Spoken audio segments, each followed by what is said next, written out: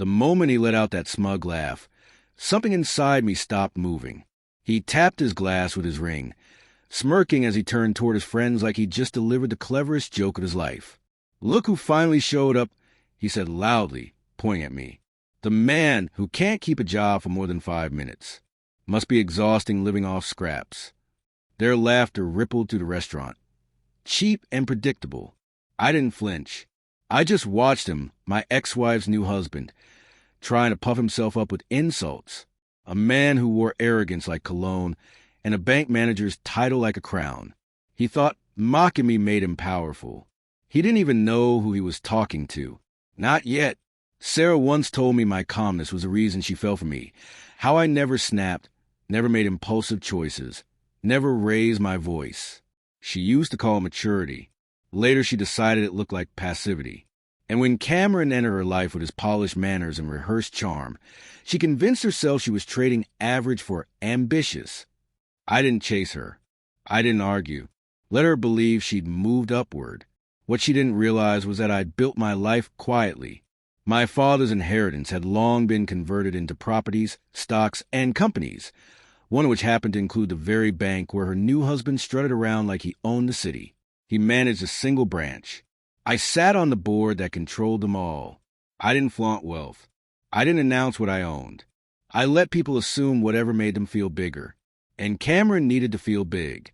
3 months after the divorce, I found out he'd been spreading lies about me. He'd told co-workers I was unemployed. He told Sarah I pretended to be intelligent but had nothing to show for it. He mocked me at dinners, with his staff, with anyone who would listen. It wasn't just one joke. It was a hobby for him. I could have corrected the story with one sentence. Instead, I chose something more satisfying. I gathered information quietly. Performance reports from his branch were average at best. His team turnover was high. Customer complaints weren't rare. He'd been reprimanded twice for unprofessional remarks and never learned. Then came the surveillance footage. He charmed customers only when he needed to, talked down to his employees, and treated his position like a personal trophy. Every rule he bent, every inappropriate comment, every misuse of workplace resources, I documented all of it. He thought he was untouchable. Then came that restaurant night. His mouth running, his friends laughing, my ex-wife watching with a mix of pride and discomfort. He had no idea that his joke had simply moved up his deadline. 2 days later, I walked into his branch without an appointment. He greeted me with practiced politeness, clueless about who I really was. But when I introduced myself fully, I saw recognition crack through him. His smile faltered. His confidence evaporated. I sat down in his office and placed a thick folder on his desk. "Do you know," I asked quietly, "what entitlement looks like from the top?" Then I opened the file. Page after page. I laid out every mistake he thought no one had seen. Screenshots, reports, videos, complaints. His entire career falling apart in front of him. He whispered, "You can't fire me." "Already done," I replied. "I'm only here to tell you why." I watched him crumble in the same chair he used to brag from. The 2 co-workers who joined in his mockery that night were dismissed as well.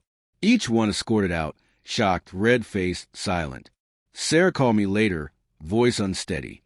"Why would you do that?" she asked. I answered honestly. "Because he mistook respect for weakness." She went quiet for a long time before whispering, "You never told me who you really were." "I did," I said gently. "You just didn't look closely. I don't shout. I don't threaten. I don't need to. Some people use noise to feel powerful. I prefer results." And that day, the consequences spoke louder than his laughter ever could.